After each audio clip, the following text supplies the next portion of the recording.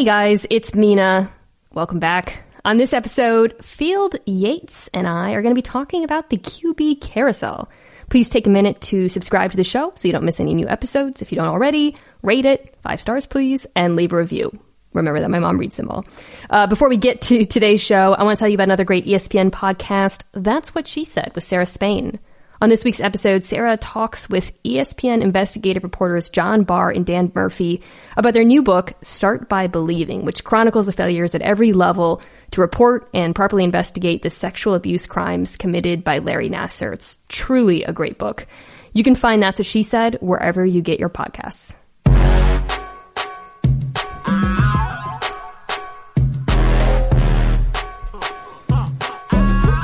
Welcome back to the Mina Show, featuring Lenny, the only NFL podcast where one of the hosts thinks being a free agent means running around without his leash.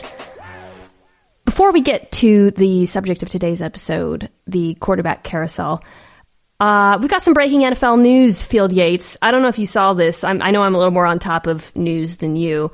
So did you see the massive news that came across just now? Just scrolling through Twitter, Mina. I am just deciphering what could possibly register on your radar. I have no idea. Just fill me in. I am without an answer at the moment. Young Hui Koo just signed a 1-year extension. Whoa. Ba-ba-bam! Let's go! I'm so bad at the ba-ba-bam sound effect. I would say, objectively, that he is the most dynamic kicker in the NFL. We saw him last year. Think about the things he accomplished, Mina. Besides sort of finding a home in Atlanta. Breaking barriers. That's right. He nailed back-to-back, I guess successfully converted, back-to-back onside kicks on Thanksgiving nonetheless. That was awesome. Great moment. That was for me to be thankful for as I was tryptophaning. That was the East Coast 8 p.m. game. So I was a little tired at the end of that Saints and Falcons game. Back-to-back onside kicks. Right back. Yeah, all the way back. And he also recovered a fumble last year. Yes, he did. Truly a kicker who does it all. Only reaffirms that the Falcons are my East Coast team. You know, listeners to this podcast know I've been an irrational Matt Ryan defender for like 5 years at least. But is it possible to be an irrational Matt Ryan defender? No, that's a great point. It shouldn't be. But I've felt for years like he was underappreciated, ignored, cast aside. So anyways, I'm doubling down now on the Falcons. Field, the Falcons are not on the list of teams you and I came up with who have uncertain, dubious, interesting quarterback situations. So I thought we're going to kind of look at this from a team perspective. But before we get into that, I'm just going to rattle off the teams. Are you ready? I am. And just to be clear to those out there listening, when you say that you and I collaborated to collect this list, what happened was I was literally, I was just about to turn on my car on the drive down from Boston to Bristol last night, and you sent me a list of teams, and my first blush thought was, all those look good. Mina's smart. She knows football as well as anybody, so I'm going to trust her instinct. So I take no credit for this list that was expertly created by you. That's so Field's not responsible for any mistakes. Although the Saints are off the board. So the other big piece of news, lesser to me than Young Hui Koo, was that Drew Brees announced he's coming back, folks. Weirdly, there's no financial news associated with it. So, right. He actually is the rare quarterback who releases leverage this time of year, right? Every other quarterback, Taysom Hill is posturing for franchise quarterback money. Tom Brady is playing coy on social media about where he's going to go next. Drew Brees is like, I'm coming back to the Saints. We don't have a contract yet, but NBD, don't talk to my agent right now. He's probably not real happy with me at the moment. We'll figure it out. I'm guessing it'll be, similar to what he did last time. But so the Saints are off the board. So there's kind of a group of teams that I find really interesting. Then there's like a second group that we won't discuss as much in depth because I think I'm like 80% sure what they're going to do at least. Okay. But there's about 6 or 7 teams where I'm like, this could go a lot of ways. So those teams are the Colts, the Bears. Now I think the Bears are going to keep Mitch Trubisky, but the question is, will they also do something else? Yep. Obviously they're going to keep Mitch Trubisky. The Patriots, very interesting. The Chargers, extremely interesting, could go in a lot of directions. The Jaguars, who that's almost like more of a financial story than anything, which is why I'm super glad to have you, a very smart person when it comes to those things, on the show today. The Panthers. Those are the big question marks for me. Now, in the next group, I'll just quickly, the Raiders, was the Saints, gone. Broncos, Bengals, Titans, Skins, Bucks, that's about it. And those are the teams where I'm like pretty sure I know what they're going to do. How's that sound? I would say that's all fair. And when we say pretty sure, Mina, like that's, I don't want to say it's like football media parlance. Like, pretty sure is like, hey, like it's very possible that none of these things actually go as planned. But we are trying to sort of sift through about a million different scenarios. So let's hope that we are on the mark with these, and we feel like there's at least a shot we will be. I don't want to spend 10 minutes talking about, the Skins, the Broncos, the Bengals. We know what the Bengals want to do here. Although, we know there's been some doubt cast on whether Joe Burrow is going to play along, but that's a conversation for another day. That's more draft oriented. We'll talk about those teams, but I want to start, Field, with a team that I think a lot of people believe is the most desirable destination for quarterbacks. Because there's a group of quarterbacks that are trade candidates, free agents, and then, of course, there's the draft, I suppose. But I think the Colts, when you really look at all the teams I mentioned in that first group, it seems like a good place to play. Yeah, I'd say so, Mina. And I think the most important thing we can do in terms of sizing these things up and then also looking ahead is just start with the facts here. So current depth chart obviously is led by and really only contains Jacoby Brissett. Brian Hoyer's not the long-term answer. He is what he is, a nice backup plan. Jacoby Brissett is signed for one more year and has a $7 million fully guaranteed roster bonus due on March 22nd, which means that if he's on the Colts, they're paying it. If he's not on the Colts, that new team is paying it. So keep that in mind just as a sort of potential date, right? So if they do act fast to try to move on, or I guess to supplant Jacoby Brissett, it may be that they might have to wait until after that bonus is paid. In any event, they've got tons of cap space and an owner that is willing to spend. So the facts are this. They have a quarterback signed up for one more year at a reasonable number. But a quarterback that I think we saw the ceiling scraped already early last season, and it's just not good enough, right? I mean, I don't think it's good enough to be a quarterback that is sort of above my very arbitrarily drawn line of what it takes to be a guy that you sign long-term and feel like he's going to win you games consistently over the term of that contract. So, but what you said, by the way, about the Colts having so much cap space is so important. As we look at each of these teams, we need to talk about their cap space, not only in terms of the quarterback position, but who they might add around them. And that's part of the reason why, again, this team is so desirable from a quarterback perspective, because you already got the offensive line. You got T.Y. Hilton. I imagine they'll keep Marlon Mack. I think Devin Funchess was on like a 1-year deal. It was a 1-year deal. It was a prove-it deal. Unfortunately, he didn't have a chance to prove it. Yeah. So anyways, this is a team that could go out and get weapons. Paris Campbell kind of underperformed as a rookie, but I think jury's still out on him. So you look at Brissett, and I agree with you about his ceiling. He actually started off, he looked a lot better at the beginning of the season.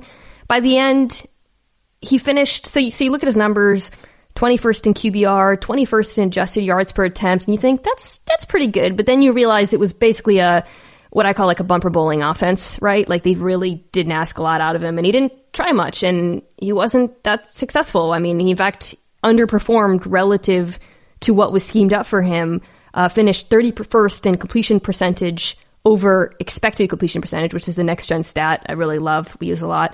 32nd in tight window throws. So I think a lot of the quarterbacks we're going to talk about today sort of fall into, you could call them game managers, right? We're going to get to some of those options, but I think he's at the lower level of that game manager group, if that makes sense, where some of those game managers have the potential, like they have the upside to, if they have the weapons around them, I think elevate to a little bit more than that. That could be like your Teddies, your Andy Dalton. We'll talk about those guys. I don't think Brissett, as you said, I just don't think he's the guy who's, at this point, it seems, elevates the team around him. So they've got the space. I think they know that. Now my question to you, Field, is who do they want? Well, I think Phillip Rivers is the obvious name to connect, not just because Melvin Gordon suggested it over the weekend. Of course, Melvin's a teammate of Phillip for a long time, but not like I don't really believe that Melvin has like intimate knowledge of Phillip Rivers' game plan for free agency. He's not going back to Los Angeles, but he has connections in Indianapolis that include Frank Reich, their head coach, and Nick Sirianni, their offensive coordinator, who worked very closely with Phillip and is regarded as like really one of the ascending offensive minds in the NFL right now. So that's why we do this dot connecting, whether you want to call it low-hanging fruit or not, on Phillip Rivers to the Colts. But Mina, you mentioned some of the other important patterns, and like the more important parts. I sounded almost Irish Pirates there for a second. You got the Irish accent going. They've got plenty of money to spend, right? And I don't know specifically what the number Phillip Rivers is desiring, or if it even has a number that he desires. That hey, once I get above that amount, we can start to play ball with any team. But he would be an obvious name for them just because of the connections.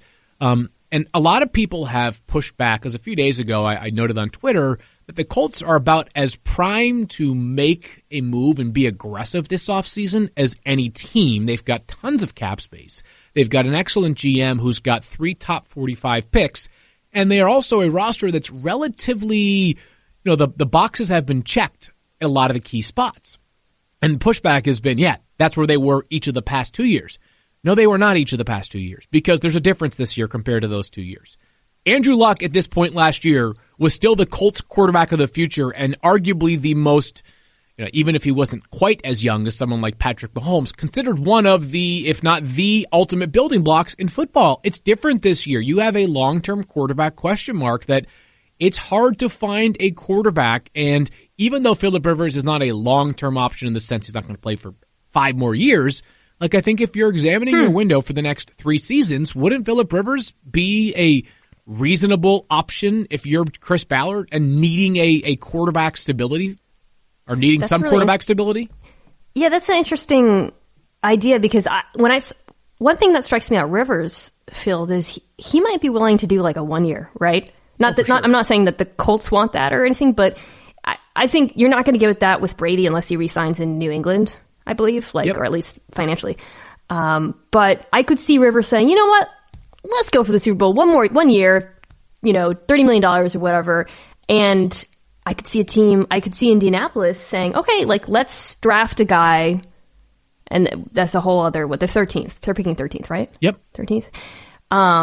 So they could, either move up and get in the Tua sweepstakes, probably have to move up for Justin Herbert at this point, whatever. If they like someone in the draft, I could see them doing like a combination plan with Rivers as the bridge quarterback and then drafting a guy for the future, because there's no young stud out there, right? Like when we talk about, I guess Teddy's 29, 28 or something, believe it or not. But I don't view him as that sort of stud. I like Teddy a lot, and we'll talk about him momentarily. To me, I don't really see. He's another one where, like, I think you look at the Colts and you think, okay, they've got this quick strike offense. Teddy likes that. He'd be a good fit. But it just doesn't. Rivers makes more sense to me, despite the fact that he was not good last year, and that's something I want to talk to you about, because I think we have to puzzle through how much of that was because he played behind one of the worst offensive lines in football, and how much of it was age-related decline, potentially. And when I think about Phillip Rivers last year, I think, in many ways, he was the same guy, extremely quick release time, extremely accurate, great touch at all levels of the field. He could still make those deep throws. He just took terrible care of the football.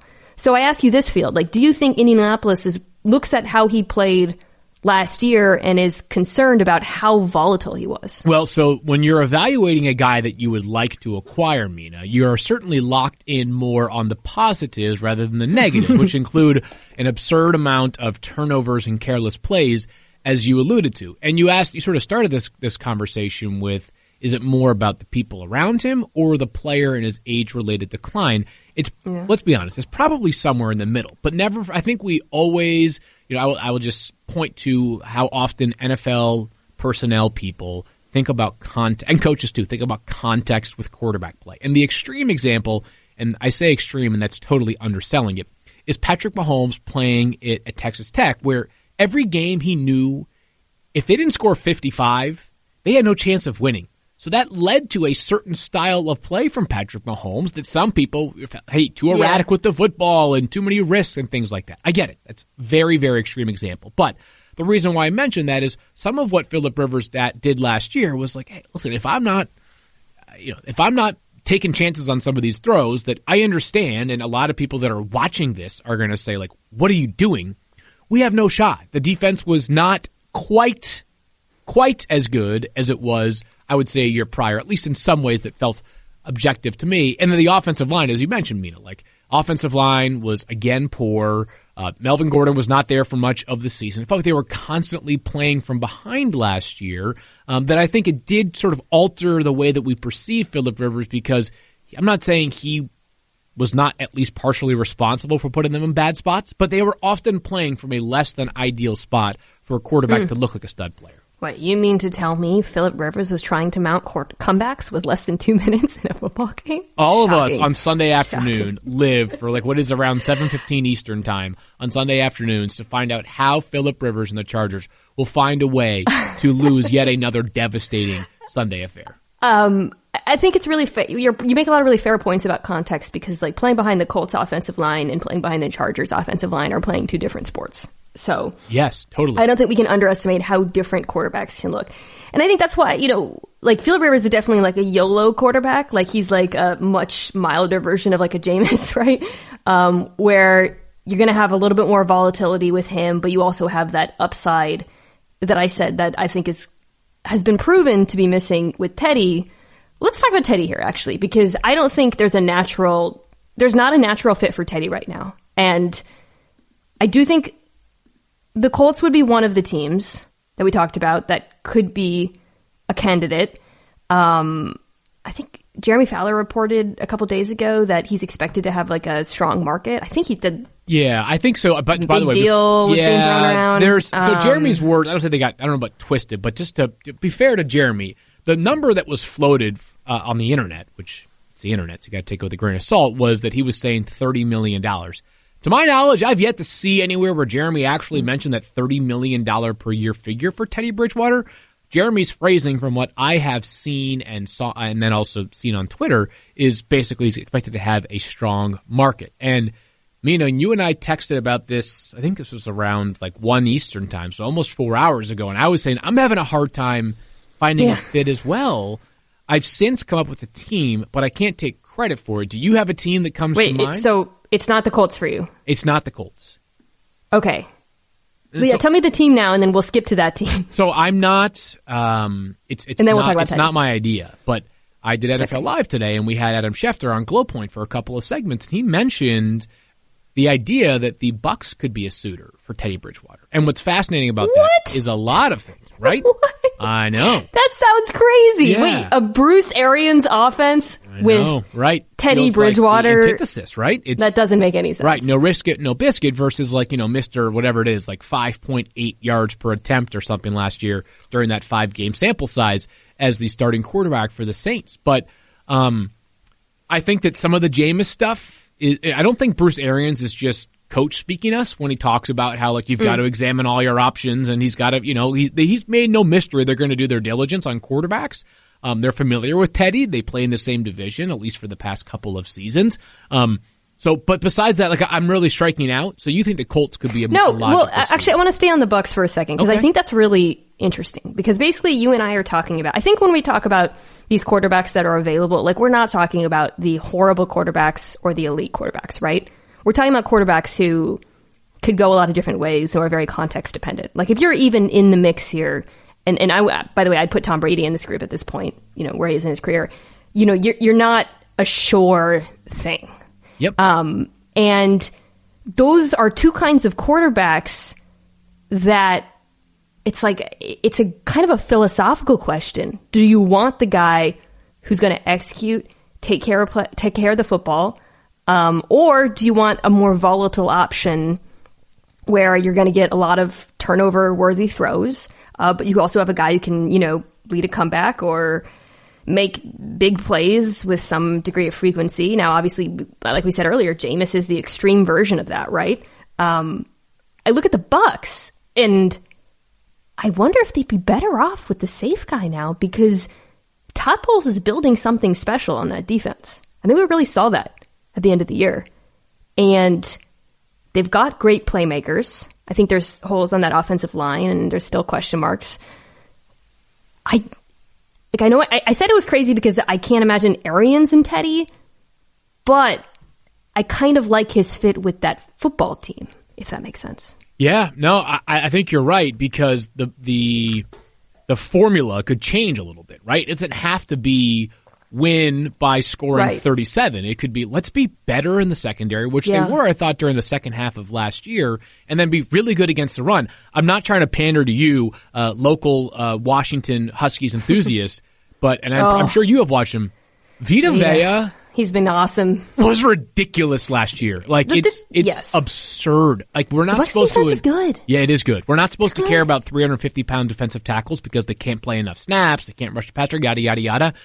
No. Vita Vea is the exception. One of the most enjoyable players to watch last year. But you're right. So Teddy would fit in a model where it's, hey, let's play better defense. Let's find a way to retain some of the key guys that we have this offseason besides Jameis that are free agents, which include, or probably led by Shaq Barrett, right? And Ndamukong Suh, also a free agent this upcoming offseason. So guys like that contributed to some winning efforts could be the priorities, whereas rather than offering Jameis $30+ million a year, which as a young quarterback he might still be in his mind expecting, you go a more discounted route for Teddy, and you use the additional cap space to sort of reallocate that towards areas of more pressing need.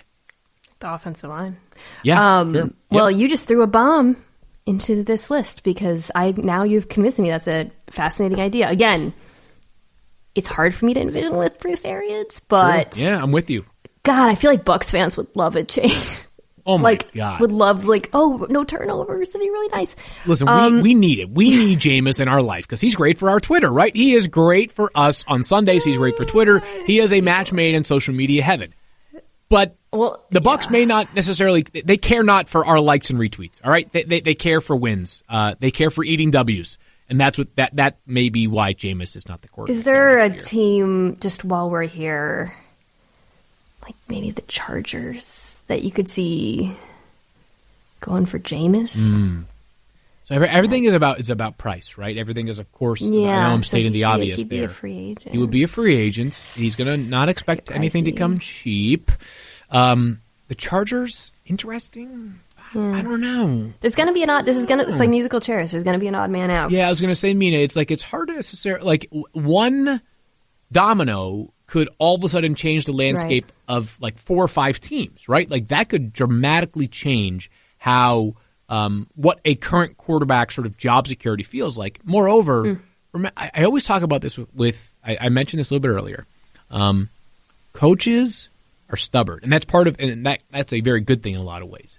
And part of the reason why that's important is that while you and I may see 33 touchdowns and 30 interceptions and focus a lot on the 30 interceptions, a coach might say, I see the good stuff. I see the stuff from Jameis that made him a number 1 overall pick, and I'm going to turn him not into another interception machine, but I'm going to make him reach his highest ability. This is what happened with Jay Cutler, I felt like, during his career. Every coach was like, I see the raw stuff with Jay. Totally. I'm going to make him a franchise It's that kind of guy, too, by the way. Yes. It's the tools guy. It's the guy who can make the big throws. That always seems to be viewed as a potential reclamation project. Let's talk about the Patriots.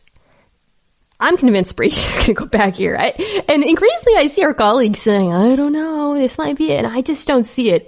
Just to quickly, before you know a lot more about this team than most people, but just quick facts. March 18th is a huge day for New England, right? Because if Brady signs after March 18th, there's a lot more dead money on the Patriots books, twice as much, $13.5 million. That's right. So they will probably make a move if this happens, as I believe it will. I think it's just going to be another 1 year with an option type thing would be my guess.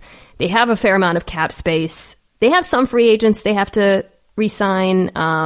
Joe Thuney being, I think, the one who jumps out to me at the most. And I think some guys on probably defense. Yeah. You think he's a goner? Okay, yeah, but does that mean you agree with me then, and you think Brady's coming back? Let's just stay in quarterback territory for a second. I think he is back, Mina, but let me say, and I can't stress enough that it's just think, right? And I'm trying to put myself in the mind of Tom Brady, and that's sort of an unfair thing to do for any of these players, but because there's always more than what meets the eye. However, 20 years, and if Tom Brady's priority is to win, where is the most obvious place to play? The answer is New England.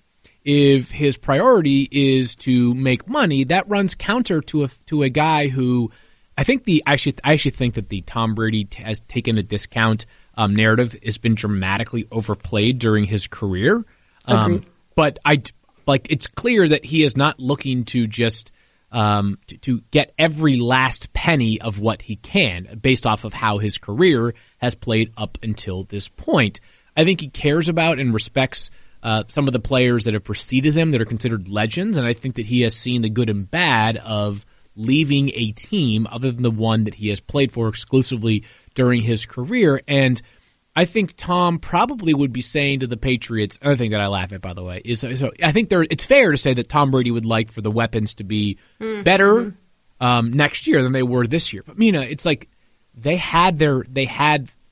played their hand last year. It was Antonio Brown. It just obviously went up in smoke with as quickly as it came together. But that one game, they also had an elite defense. Sure, sorry. Right, and also, I saw this, and I'm not going to try to take Ben Affleck to task too frequently, but I saw him Get Up on Tuesday morning. Drag him, Field. And he was like, basically the point was if the Patriots had done a better job of surrounding Tom Brady, they would have 8 or 9 Super Bowls. I'm like, I'm sorry, Ben. 6 in 19 years is not enough, right? Okay. They played in 9 Super Bowls in 19 years, Mina. Let's talk about the weapons thing. Let's talk about Brady because, So you and I are on the same page here. I think I know where we both think. I just don't think any destination other than you're hearing the Colts, Chargers, and Bears the most. And Raiders too. Yep.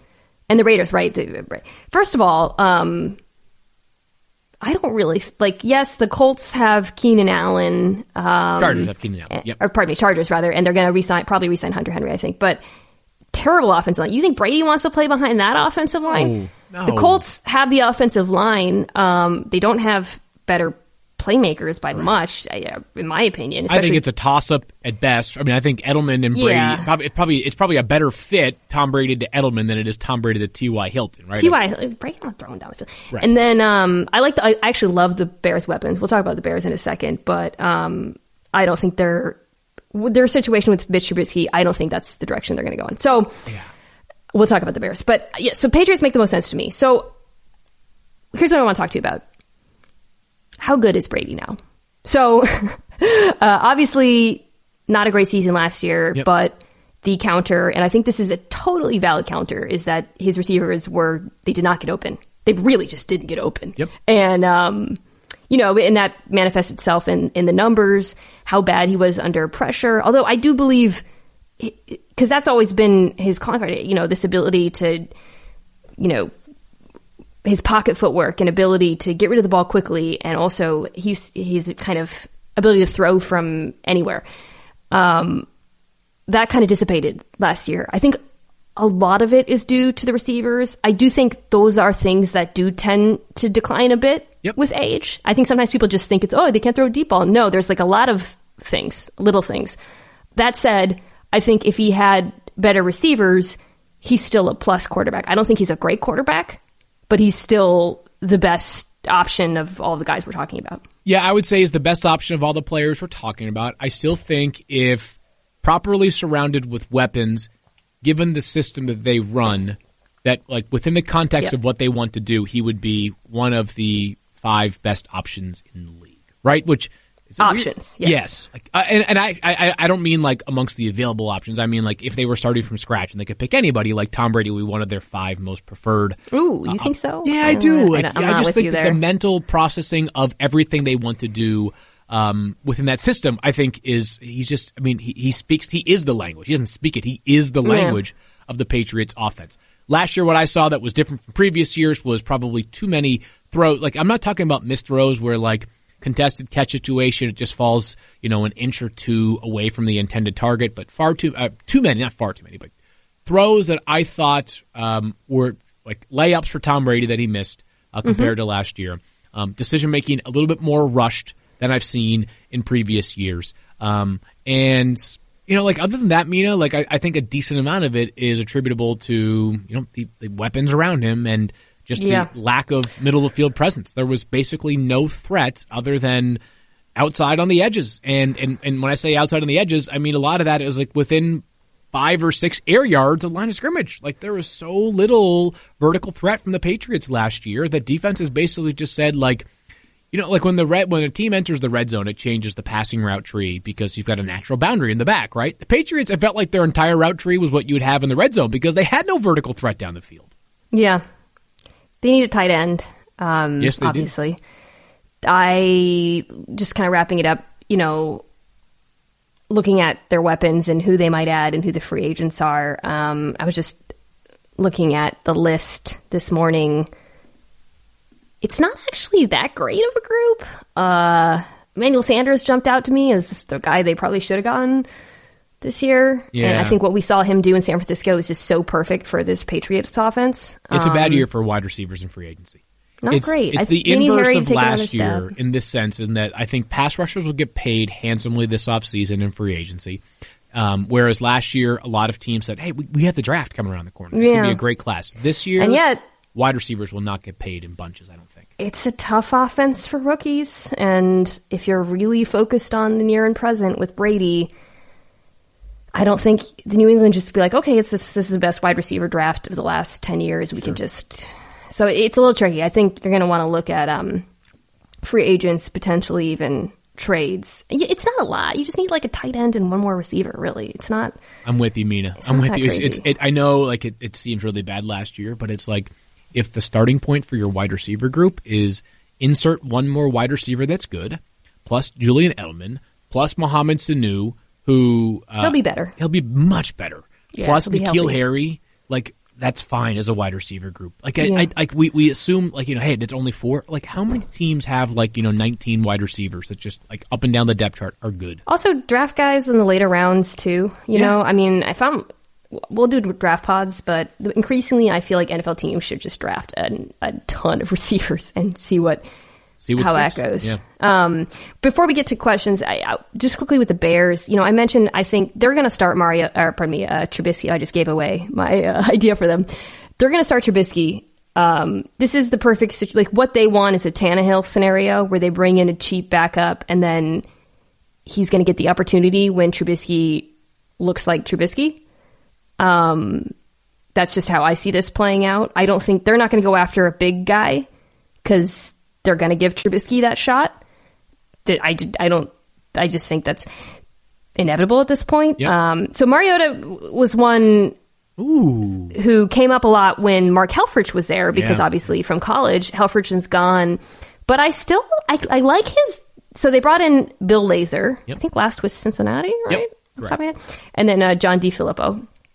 I actually love them with Mariota, who Ryan Pace was interested in back when he was in the draft, reportedly. We don't have to get into the whole Mariota, what does he have at this point, but I like the idea of him in Matt Nagy's offense. I just think he's the upside guy. You don't know, but you're not going to spend a ton of money. I could be so far off on this that it's not even funny, Mina. But sometimes when I hear the Bears speaking about Mitch Trubisky, it almost feels like they are working so hard to protect his confidence. Yeah. And nothing would shatter a quarterback's confidence more than signing a threat to take his job that is an obvious threat. And that's why I should think Marcus Mariota is a good example of a quarterback that might make sense for them. So if they sign Tom Brady, then you might as well offer Mitch Trubisky for a bag of balls somewhere else, right? Because clearly he's not going to be part of your future plans.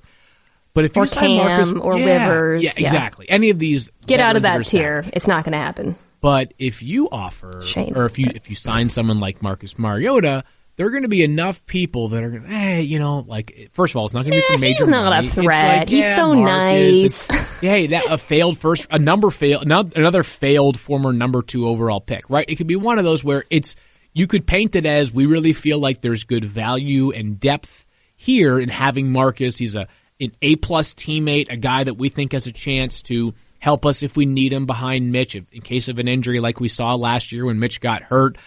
That's how you could sort of position it, when the reality is it could be, honestly, what Ryan Tannehill was for the Titans this past year when he replaced Marcus Mariota, right? Yeah. It's like, hey, a guy that's not great enough perception-wise right now to be an obvious threat to take your job, but if we get to a point where we need to replace you, there's actually good enough football in him that he could be a reasonable upgrade. And I continue to believe so much of Mariota's problems were health-related, even when he was quote-unquote healthy. So yeah. I still think, he was never really the same after that first big injury in the NFL. And I think, when you look at what happened with Tannehill, to me, he strikes me as this could happen with him. I don't know if it will, but it could. And like I said, I like the fit with Nagy. All right, we're going to talk about the Panthers, Chargers, and the Jags, who I think are really interesting. And then just quickly through some of the other teams. But first, let's take a quick break.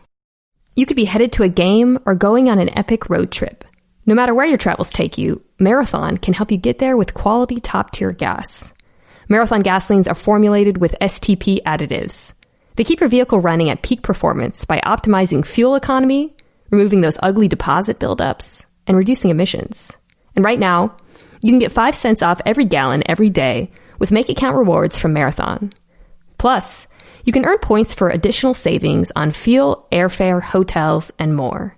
This is definitely a win-win deal. It's quick and easy to join. Just download the free Make It Count app or go to makeitcount.com/radio. So join the Marathon team and start saving today. This offer is valid only at participating Marathon stations. Remember, wherever your journey goes, it pays to start at Marathon. Marathon, fueling the American spirit. Question. Lenny, for your thoughts. As always, guys, thank you so much for your iTunes reviews. I really love reading them. They're often really funny and, frankly, truly bizarre. There's a lot of really good questions, and we're going to take a few of them right now.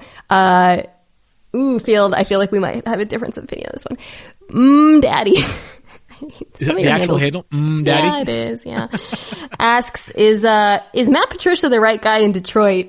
Man, it's hard to say yes right now. How about that Darius Slay stuff, by the way? Yeah, that's really interesting. And then you look how good Quandre. You and I did the Field. We were doing the trade when Quandre Diggs, or you and I were recording a pod when Quandre Diggs was traded, right? Yep. He was awesome. Yeah, in Seattle. Really good for Seattle. So good. Yep. You just look at some of the decisions made in Detroit over the last couple of years, and obviously they had a tough break with Stafford, and they're really unlucky too last year. But you just can't feel great there. Well, and here's the reality for them is that it's everything's on the table in 2020, right? I mean, if they don't meet expectations, it doesn't matter what I think about their potential, whether Matt Patricia's the right fit or not. Like, if they don't make the playoffs next year, I expect change. I mean, if they go 8-7-1 and miss it by a half game or something, who knows? But 5-11, 6-10, you can expect a change. I mean, the owner already stated as much just 2 months ago. Yeah, the Caldwell thing hangs over it too, I think. Sure, absolutely, no question. As it should. Yep. By the way, a lot of your guys' questions were about quarterback free agents and teams and stuff that we're actually addressing in this podcast. So some of them I had to skip over because we're answering them. Texan in Seattle 713 says, I've seen a lot of beer drinking celebrations. If a team did a weed smoking celebration, do you think there would be a fine? Fascinating question, because obviously marijuana is not, although they've loosened the rules, legal in the NFL, but you'd only be pantomiming it. But there's rules on the celebrations, right? Like, what are you can't, I don't know what the exact rules are. I know you can't use a prop. I don't know the exact rules either. I just know that we've come a long way from where we were previously. But let me be clear. If somebody did something related to the weed, that team, that player, heck, who knows? They're going to face major retribution. You'd have to be really good. Yeah, I was going to say, how creative can you get? You could do it, and then you could be like, no, that was just, you could say it was something else, and that you were misinterpreting. I'm a vapor, you know? I'm a vapor, that was Julie. Okay. Mike the Bay asks, he talks, his reviews about how much he loves snow games, And then he asks, why does the NFL insist on hosting Super Bowls in warm cities? Well, Mike, it's because they want people to come. Yeah, I'll say, with proper respect due to the great city of Minneapolis, which is a fine place to be in the summertime. So I mean, we heard all the people complain about Chicago this past weekend for NBA All-Star Weekend. Minnesota was like 30 degrees colder during the Super Bowl. Teams were literally, the two teams playing, the Patriots and Eagles, like they were literally driving players like half a block to get to wherever they needed to go to. It was so cold. I remember that Super Bowl, I was at the game, which, by the way, one of my favorite Super Bowl. Like, that was an awesome game. And I think that was just, I was so glad I was there, right? Really special. But I had trouble finding the media bus. And honestly, me and another reporter were like lost walking for like 3 blocks after the game. And I felt like I was in The Revenant. Like, when I got to the bus, I was like crawling up the steps, just like shivering, because it was, I want to say like 15 degrees that night. 15 minus? It was awful. Yeah, brutal. Football question. Judge 3 asks, I think Judge 3 is a Rams fan. How bad is Goff's contract for the Rams? Oh boy, it is a lot of money this year. I don't have it in front of me, but I know it's a lot on the books. I think Gurley's contract is a much bigger issue. Right. Yeah, I was going to say, Mina, is that whereas the quarterback contract can look particularly prohibitive when it's the leading albatross on your roster, I actually don't think that Jared Goff's is on that roster, because I think they already have regret about the way the Todd Gurley contract has aged, and we're only, 2 years into it. So Jared's contract is a negative in the sense that it's really difficult for them to remove themselves from it, right? Yes. At the same time, like when he signed it, it was market like that. Unfortunately, or fortunately, depending on whose side you're on, the quarterback or the team side, quarterbacks just get paid more than the last guy to sign a contract. And if I had to pick a player who has the potential, I think, to fulfill that value more, it's Jared Goff, right? Like, obviously, he took a downturn last year with flashes of playing well, but I think it's more likely that he plays at a level that the contract's worth it than it is Todd Gurley. But yeah, they're in a tough cap situation. There's a few things they could do. We'll talk about that later. Obviously, they're not one of the quarterback teams. Final question. B Got Game asks me, is Lenny fixed? Funny story. Yeah, that's a you question to answer. Lenny wasn't fixed when I got him. So we adopted him, but it was at night. I remember it vividly because I was wearing a Seahawks jersey because we had played that day and we lost to the Chargers. It was in September of 2015, I believe. And I was in a bad mood, of course. And this pet place was having a shelter was having an adoption event in New York. And he was supposed to show up from Alabama. This is his origin story. It's like a superhero thing. And he was supposed to get there at 8 or something. I forgot. And he didn't show up until 11 p.m. because the car was late. And he jumped out of the car. It was black, pitch black outside. And they're like, well, do you want to take him for a walk to see if you want him? So I took him for a walk. And I was like, yeah. And they're like, okay, great. Everything's good. He's got all his shots. He's fixed. Get home with him. The next morning, I look down. I'm like, this dog's not fixed. He was not. So, yeah, so it was a late in life operation. Okay. Yeah, all right. So let's talk about the Jaguars. Okay, yep. I think this team's really interesting. So I'm going to lay out the finances because I think that's really right. The starting point. Have to be. That is the starting point for this team. So obviously the Jaguars paid a lot of money. Nick Foles didn't like the contract at the time, mostly because they didn't know who they were bidding against. He got hurt. Minshew came in. They brought back Foles. Benched Foles after 2.5 games, and then Minshew came back in. So they're on their Minshew costs nothing. Foles. Okay, so here's the deal with Foles. If they just released him, they would have to eat $34 million. Yeah, not happening. Not happening. Yep. On the roster, he's like $22 million sitting on the bench. Now, if they designated him as a post-June release, they could spread out the money. It'd hit their cap this year at 21. One problem, though. What? Not this year. You cannot do that. Because we're in the final year of the CBA, teams are permitted from doing This is why you're here. Yeah, so because... Okay, explain. As of right now, there is no salary cap for 2021 because there is no NFL season for 2021. as you and I are talking, there is no CBA in place. Jesus. So teams are prohibited from essentially pushing money forward onto that 2021 cap year with a post-June 1 release, given that there is no CBA in place. So it's basically cut them or bust, or I guess trade. Yeah. That's the other option. This is the most desirable one Yes. to Jacksonville. I would agree on that. So they'd have to eat a fair amount of dead money. They'd get a bit of cap relief. Now...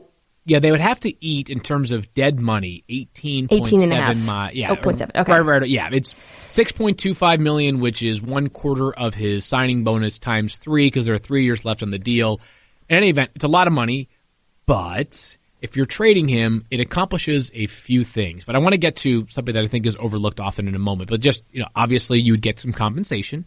You would get some cash relief. You're not going to pay him his base salary of $15 million, which when you're speaking to an owner and saying, hey, I'm saving you $15 million, that stuff matters, right? It also paves the way very clearly to who your starting quarterback is, I would think, in Gardner Minshew, right? I would think. So there's also the question of whether any team would trade for him because they devalued him so much. Sure. I actually think you'd have to do like a Brock Osweiler thing, right? Where you're dumping a pick. Yep. And the other team's just eating cap space. It's actually not much, right? He's not an expensive quarterback at this point on your cap. But, he was bad last year. Now, I actually think we've reached the point where probably people are too low on him because he might have been rushed back. I mean, he only played 2.5 games. And over those games, he got worse as they went on. It was against the Colts, the Titans, and the Bucs, who, as we established, have a pretty good defense. Broken collarbone's a really serious injury. So I actually think there is some appeal there for a team, but... Well, there actually is in this regard.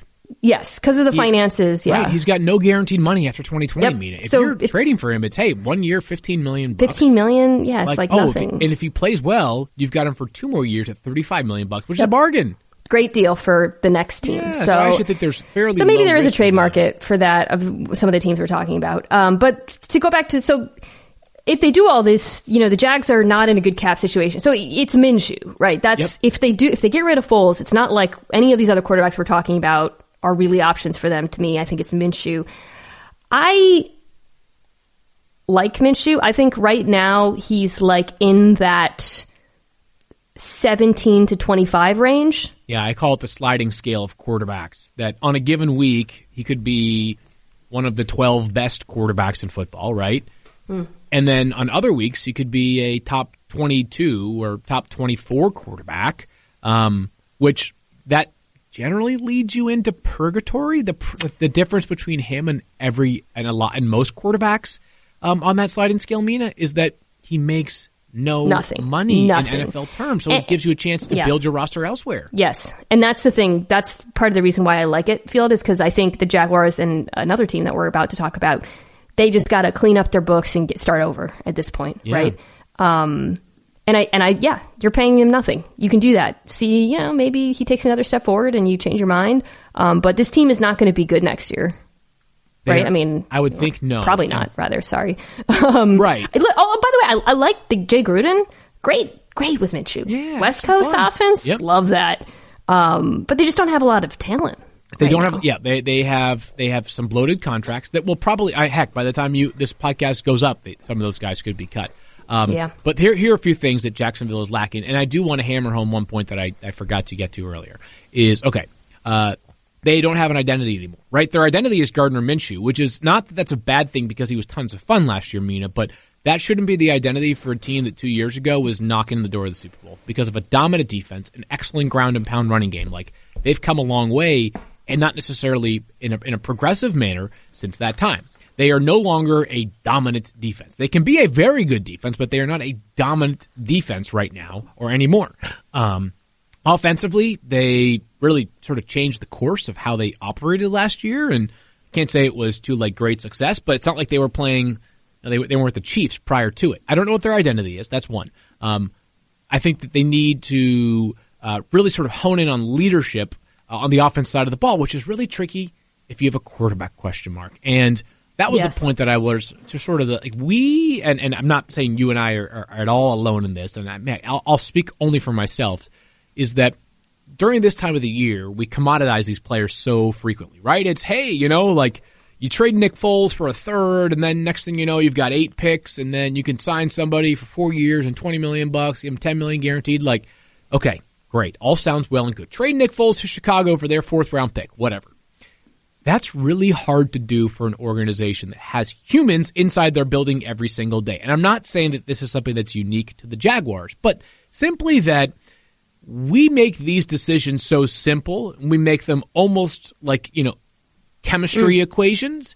These teams are having to, this Jaguars franchise that last year paid Nick Foles $25 million in the form of a signing bonus, plus his base salary, made this major investment in him, reshaped their organizational tenor by bringing Nick Foles, has to subsequently cut bait. Do you think Dave Caldwell, their general manager, who I don't know if it was his decision or not, but yeah. But that's another topic another time. Is that something that he wants to do right now? Is essentially say, you know what, I screwed up. My bad. Shouldn't have done it in the first place. 1,000%. We always say on this podcast, if a GM makes a decision, they're unlikely to undo it. Sure. If it's the same GM. Yeah. Field, I'm obsessed with this Japanese reality show, Terrace House. And on a recent episode, one of the contestants pointed out how rare it is for 2 people romantically to be on the same page at the same time. Okay. And when you find that, you're really lucky. It's the same with trades. We are oh, the Jaguars want to get rid of them. Great. Well, another team has to want to do it too. So I think it's this is ideal. I mean, I think right now, and I think the Jaguars know this, by the way, I think their decisions with personnel in terms of coaching and GMing probably reflect this reality. This is a transitional year, right? Yep. And yeah, so I think perhaps they'll try to move him, see what they can get. I don't anticipate a lot of excitement on the quarterback side. I might be wrong. No, I think you're right. I think it's going to be a lot harder for them to go shop a deal for Nick Foles that works in their favor than it would be for a scenario in which someone approaches them and says, hey, we're interested in Nick. Could we potentially get something done? Is that, if they initiate a deal with Chicago, it could be pennies on the dollar. Chicago is an interesting one, by the way, to cut to what we were talking about earlier about they don't want a threat. They want Chicago is the team where it's most likely someone's going to come in week 4, right? And by the way, no doubt. And also, Mina, on Nick Foles, it's not the exact same thing, but not that I have it more figured out than the league, but don't forget, this is a league with a lot of people that value experience, character, and winning at the quarterback spot. Allow me to remind people, and again, I'm not trying to say that I have it all figured out. In successive years, Joe Flacco beat out Lamar Jackson. That's right, the Ravens named Joe Flacco their starter over Lamar at the beginning of the 2018 season. Yeah. And this past year, Joe Flacco, and I understand the injury factored into it, but Drew Lock, not the starter for the Broncos at the beginning of the season. Right. John Elway traded a 4th-round draft pick for Joe Flacco. Forgot about that. Some of the credentials that Joe brought to the table that I think made him attractive to league executives are things that Nick Foles brings to him. He is just, 3 you just talked about that Minnesota Super Bowl? Nick Foles, the MVP of that game. Such a bad contract. Panthers are the other team that I at first thought, keep Cam, obviously. Keep Cam. I think you and I did a bunch of roundtables where we were both like, keep Cam, duh. But then the Panthers, they kind of imploded. So Luke Kuechly retired. Greg Olson's gone. Trey Boston's a free agent. Cap's a mess. I think this is the year you blow it up. They got a new coach, in Matt Rule, who's been given a long leash. They've got an owner who wants to do things differently there. I don't see the benefit of not getting value for Cam Newton right now. He's cheap. He's like $20 million or something, around there. Yeah, I think, $19 million, I believe, is the number for next year. I think you trade him if you can, and you start over at the quarterback position. Yeah. Here's the hard part with Cam. is that there are a few factors. First of all, health. And the Panthers have been very clear about that. David Tepper, their owner, recently spoke about how, before we can even talk about an extension, we need to see how he looks medically. And it's hard to do that even during the offseason until, being out there in gym shorts and throwing the football is a little bit different than taking hits when you've got, somewhat of a recent rap sheet of injuries. But that's factor one. And factor two is this, Mina, is if you trade Cam right now, what can you get for him that justifies it? Because if, and I know this is a big if he plays really well, $19 million is a heist for Cam Newton next year, right? You'd be just as well served to keep Cam Newton and try to maximize best play out of him this year and then see what happens next offseason. So, and then the third point is probably what you just mentioned, is that, we're talking about how it makes sense for them to trade Cam Newton, but, where's the obvious fit right now? There are potential fits, there are paper fits, but who is, running to the front of the Cam Newton line right now and saying, here's what we want Cam, and here's what we want, here's what we're willing to ship you in order to get Cam Newton? How much would you give up for him? I would say, you're saying that as... So the team that I like him on is the final team. Okay. And that is the Chargers. The Chargers? Okay. Yep. I like him there too. He's cheap. Yep. It's 1 year. Obviously, so much of this is contingent on his health. Yeah. And it's not just the foot, right? I mean, he's had just so many injuries. Would you do a fourth? I mean, if Joe Flacco, who's obviously a much lesser player, I'm trying to level set. Yeah, but I'm trying to level set, or I'm trying to get people's expectations in a certain spot, right? Is that last year Joe Flacco, who was an inferior player with an onerous contract, got the Ravens a fourth, right? So Cam, who is a superior player, but just 1 year left on his deal, if you're the Chargers and you're saying 1 year left on a guy's contract, no guarantee we keep him, that I think is where things get a little bit trickier for Cam Newton. I think you're probably right. Maybe a third was would be an excellent deal for Cam Newton. But teams are also, they value draft capital, as you know, a significant amount. But if he's healthy, a third and a $19 million quarterback in Cam Newton on 1 year is a freaking steal, in my opinion, if he's healthy. Let's talk about the Chargers now. Just to go back to what the Panthers should do, to probably draft someone, right? I mean, you're gonna need a bridge guy. Here's why. As much as I think it's you and I agree. Don't give up on Cam. This is step one for the Panthers, right? Yeah. Think about all the changes. So, new head coach, new owner, new coordinators. Luke Kuechly retired. So much is changing. You're not that you're going to be tanking next year, but you could justify. Your fan base is going to be patient. 7-year contract for Matt Rule. If they want to basically strip this thing down to to level one, they could do so. And even if they're not, this could be I'm not trying to say this is what's going to happen, but this could be like the Dolphins, Mina, last year. Yes. Where even if and this is an owner who seems willing to do that. I'm speculating, but everything we've heard about him. Yes, everything aligns with the idea of being patient, taking the long view, and if that means trading Cam, even though I just said the reservations I had, or just how it's some of the limitations on it, it's on the table. If that means that you are drafting a quarterback early, or bypassing one and trading Cam and just sort of figuring it out for a year, because, like the Dolphins. Trade him to the Chargers for a third and Tyrod.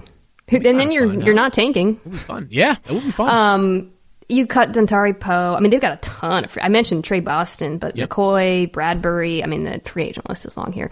So the Chargers actually have said, Anthony Lynn came out and did say, they like Tyrod, and everyone who knows me knows I've long been a Tyrod defender, but I just don't think the Chargers are rolling into that new stadium with Tyrod Taylor as their quarterback. Yeah, I'm with you. I just don't see it. And that's another part of the reason why I think Cam Newton makes a ton of sense for them, because he's flashy.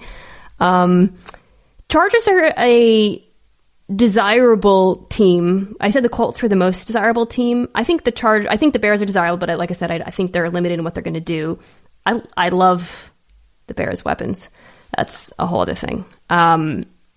I think the Chargers, they obviously have weapons, good defense. We'll see what happens with Hunter Henry. Russell Okung's a free agent. Offensive line's not good. But they could make some noise. They're a good team. They're not a tanking team. Let's put it that way. Now, other than Cam Newton, is there anything else you could see them doing, including the draft? Yes. So they have the 6th pick. 6, yes. And it's going to get crazy. Yep. And they have the 6th pick, which would put them, I don't think that quite, this is a different year than last year, because last year teams were able to hold steady and get quarterbacks that were at least on their radar. The Giants got the apple of their eye, and Daniel Jones at pick 6, and the Redskins got Dwayne Haskins at whatever. I hope you remember well. This year, I don't think it's going to be like that. I think Tua's going to go early, and Justin Herbert's going to go early, and I hope that you and I are in Vegas covering the show for the ESPN streaming show on Twitter and other mediums. And so I think that the Chargers at pick 6, and the other thing about quarterbacks is that just because you, me, and Todd McShay and Mel Kiper might say like, hey, Justin Herbert is like one notch below Tua and Joe Burrow, if the Chargers don't feel that way, I compare quarterbacks to home shopping. Even if things are comparably priced, like if you don't believe one is worth the $50K that the other one is worth, like that's like that you're not going to buy it, right? Even if you found 2 homes that are very close in terms of price, but you hate one of them, like you're not willing to spend that money, even though you have it within your budget. So I think that if the Chargers are enamored by a quarterback, it could well be that they have to move up from pick 6. And the always interesting dynamic with the NFL is that free agency takes place before the draft, Mina. So, if we have a very good idea of what the Chargers' plans are for the draft before the draft even gets there. By the way, I actually think the Chargers would be a great spot for Tua because they could have Tyrod as the bridge. Again, I don't know if they'd be willing to do that going to the new stadium necessarily. Yeah. Tyrod is, by the way, are there 2 quarterbacks in the NFL more different than Phillip Rivers and Tyrod Taylor? It's very funny that it's sort of interesting. Yeah, it's interesting that there was a lure for Tyrod, or I guess for the Chargers to sign Tyrod last year. He is not, Yeah. I have a quick aside that's on Tua, if I could. As you and I talked about before the podcast, I just came back from my honeymoon in Hawaii. It was really, really cool to see how many people are. I couldn't help myself asking fans. You'd see flags of various teams around the islands, et cetera. On the street reporting. Yeah, but just asking people, who's your squad? That island, that archipelago, is that what you call it when it's multiple islands? I believe so, yeah. Whatever, we'll go with it. The Hawaiian archipelago. Yeah. Feels right. They are all in on wherever Tua plays. Well, and by the way, again, to go back to the Chargers and the business aspect of this, I think they would very much love for Hawaii to be a Chargers no question. Same time zone-ish? No, not the same time zone, but closer. Yep. Certainly closer than Miami. I think it makes a lot of sense. I was thinking, but again, the Dolphins have assets, man. It's going to take a lot to jump them. And that's why I'm so pumped for this draft. I was trying to think through, what do the Chargers want to do on offense? Because just because they've had Phillip Rivers doesn't mean that's the kind of offense Anthony Lynn, who was Tyrod's coach, and that he wants. And then I was like, well, who's the Chargers offensive coordinator? And I will be straight up transparent. I did not know. Oh, Shane Steichen. Yeah. It's Shane Steichen. Yes. I pride myself on being fairly knowledgeable about these things. I had no freaking idea. Yeah. Now I know. Shane Steichen, 34 years old. Yep. And so he took over after Wiz was fired, and he held on. They're keeping him. So I don't know what he likes. I don't know what identity they'd like to have on offense. So I don't think there's a lot to, read in the tea leaves there. Sure. They've got a reasonable cap situation, by the way. They could do a lot of different things. No question. I mean, they have a ton of flexibility, and I think they, I think that they, whether they actually use all that flexibility this offseason is another thing, Mina. But I think they have as many avenues to a quarterback resolution as basically anybody really almost anybody in the NFL. It's up there, I should say. Whew. I'm so excited for the draft. Okay, so I'm going to read to you all the teams where I said I'm pretty sure I know what they're going to do, and tell me if you disagree. We'll keep it. We'll do kind of a lightning round. The Raiders, I think they keep Carr, who was actually low-key extremely good until he completely let me down at the end of the season after pumping him up. continues to frustrate me to no end because he's excellent at throwing deep balls and refuses to do so, and I don't know if it's ever going to change. I think they'll draft someone, and that's about it. So what else has been, so we've heard reports, right? I mean, the Brady rumors. I don't know if that Tom Brady is interested in them or if they are interested in him. I think Derek Carr for one more year is where the Raiders end up. Broncos, I think they'll roll with Locke. Yeah, I agree with you on that. We can talk about him a little bit more. Not in the quarterback market this offseason. Nope. Not in the quarterback market. I think he showed some stuff at the end of the year. Also made some mistakes. But Bengals, Burrow, Titans, Tannehill. Now I don't know what that'll look like exactly. But yeah, I think the franchise tag is a good starting point for them. Yeah. And yes, Bengals, Burrow, by the way, personally not really, I'm sort of nonplussed by the comments we've seen. From the Joe Eli Burrow. Manning. Yeah, I think we're reading a lot. That will be a great example, and this applies to almost every quote, but I would have loved to see that that quote in person, right? I'd love to see what it looks like when he's saying it. How was it positioned? Was it, hey, are we, are we saying, hey, Joe, what do you think about the possibility of not playing for the Bengals? Did he put it positioned that way, or did it just sort of come unprompted? That's where I always kind of make I always feel like that's something that needs to be deciphered when you have a comment that can kind of can travel really far in a really short time. Well, especially because there's no drama with this pick, and people want there to be drama, and anything is going to be throwing a match into that. Combine will be interesting. Washington, I think, is like Broncos. Going to roll with Haskins. I think, again, like the Broncos, I think he looked a lot better at the very end there. We'll see. Bucks, I was like, they're going to stick with Winston, but you just came up with that Teddy idea, and now my head is spinning. We'll see. Yep. I still kind of think they're going to stick with Winston, but I'm very intrigued by that idea. Sure. And then now we know Saints are in New Orleans, and that's it, I think, right? Yep. Yeah, I say that's about correct. I mean, there's so many interesting hypotheticals here, Mina. In the reality, I would say one thing I think is really important to note is that there are a lot of quarterbacks that we have painted as possible, hey, here's where they would make sense. Not every quarterback's going to be happy at the end of this, right? So, for example, not Teddy Bridgewater could find a fit. I know we discussed Tampa Bay earlier. It's possible that Teddy Bridgewater, or Andy Dalton, or Nick Foles, or some of these, Jameis Winston, some of these guys, or Phillip Rivers even, right? When we did our roundtable, my guess for Phillip Rivers was retirement, right? I think it's possible that some of these quarterbacks don't get what they want. Yeah. There is rarely enough supply to meet the demand. This might be the year where there is close to more supply than demand among starting jobs. Let's take a quick break. Between hitting the gym, eating cleaner, or learning a new skill, there are a lot of ways we can better ourselves in the new year. One of the most important, though, is to start the year off tackling high-interest credit card debt. And Upstart.com is here to help. Upstart is the revolutionary lending platform that offers smarter rates to help you pay off high-interest credit card debt. Upstart goes beyond the traditional credit score when assessing your credit worthiness. They actually reward you based on your education and job history in the form of a smarter rate. Upstart believes you're more than just your credit score. They believe in you. They make it fast, simple, and easy to check your rate. Since it's just a soft pull, it won't affect your credit score. The hard pull happens if you accept your rate. The best part? Once the loan is approved and accepted, most people get their funds the very next business day. The next day. Over 400,000 people have used Upstart to pay off credit cards or meet their financial goals.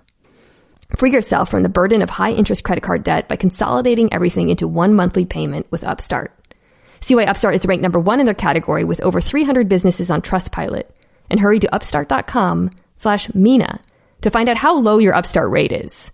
Checking your rate only takes a few minutes. That's upstart.com/Mina. And now it's time for Dinks and Dunks. I'm getting paid for this, right? As always, 5 questions, 4 from me, 1 from Lenny. First question, Field. Who is your favorite XFL player and why is it Cardale Jones? Oh, Duh, because he didn't go to college to play classes. I probably botched the quote. No, you're close. He's the best tweeter. Yeah, he's so good at the Twitter, so good and fun to watch. And Mina, he'll be back in the NFL next year. I really believe that. 100%. Yep. He's been so. Have you caught much XFL? I know you were.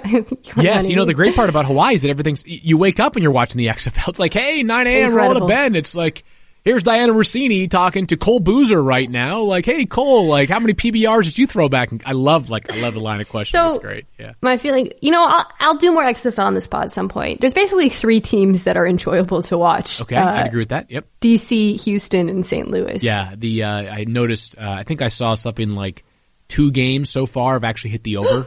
Oh, we've got breaking news! We've got breaking news! I know where you're going with this. And I was going to wait and say nothing, but do you want to talk about it right now? Question 2. What do you make of the breaking news that Greg Olsen, incredible XFL analyst, by the way, also like such a good analyst. Dan Orlowski is so jealous when I talk about this. I think he's so awesome. Yeah, he's great. Greg Olsen is signing a 1-year, $7 million deal, 5.5 guaranteed, with the Seattle Seahawks. Yeah. First of all, just like totally with you on the analyst part. Like he's going to be so a star. Good. He's so good. He's going to be so good when he does that full time. Greg and I met. We were at the Super Bowl. I met him at the Super Bowl. Whatever it was, a couple weeks ago. And you know who else liked meeting Greg Olsen? My wife loved. Greg has moved up her tight end power rankings very fast this offseason. A guy that certainly not only is well spoken but has a face for television as well, according to Chapin Yates. But moving on from that, a guy that there are 32 fits for Greg Olsen, right? I mean, obviously he moved on from Carolina, so I guess there's 31 fits, but he fits every team. The money is set and sensible, $7 million. That's a starting tight end who's good. It's a position where the Seahawks were able to get some pretty solid production out of unlikely sources this past year, Will Dissly and then Jacob Hollister. But this would be, this is the most, certainly the most accomplished tight end they've had since, Jimmy Graham at his sort of peak in Seattle, and a guy that I think will help them dramatically. Yeah. They need to, as much excitement as there was from some of the young players in that offense last year. Once Rashad Penny started to run well, Chris Carson was great last year, DK Metcalf was sweet, Tyler Lockett was, he has his moments, but was really rock solid again for them. They needed to add a few more weapons, and this is a sensible one and a guy that they can get ahead of free agency with, right? Because he was cut by the Panthers, he was eligible to sign right now. Don't tell Mrs. Yates about the 7th floor crew. I tell her about that. Question number 3. Wow, my head is spinning. I love it when Seahawks news breaks while I'm recording. I guess I'll say what I think. I like it too. Obviously, they want to see if Dissly can come back. It's just so heartbreaking because he's been such a great surprise, and to have another season-ending injury 2 years in a row is awful. And we'll see. But I that component, Hollister gave them some contributions, but they really, a tight end is so important to that offense. Also, I think. So I like it. I like it at that value. Yep, I'm with you as well. Yeah, really smart. You just took some very long flights, Field. I think you might know where this is going.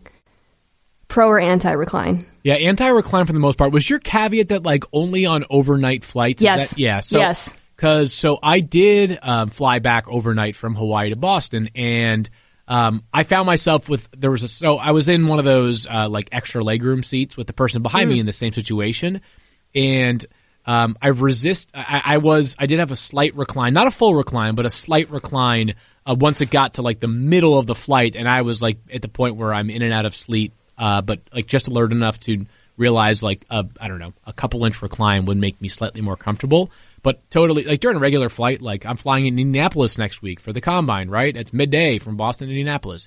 Not going to happen. No recline. Great Combine question, by the way. You really want to see if a guy's a good teammate? There's a lot to learn about this. No doubt, yeah. Question 4, last one from me. This is a serious football question. Do you think the Chiefs can sign Chris Jones? I've been thinking about that a lot over the last 2 days, and I want to hear your take. Yeah, I think they can. But I think that it's going to they're going to have some difficult decisions to make this offseason, and part of that, Mina, is that you're really good, right? Yeah. The margin for error decreases right away when it comes to once you have a quarterback at a massive number. And all right, no report. Our friend Brian Winters always says hey, aggregators alert. Like, this is not reporting. And I know that because I know in NBA, like, aggregation can be a little bit of a hairy thing for reporters. So,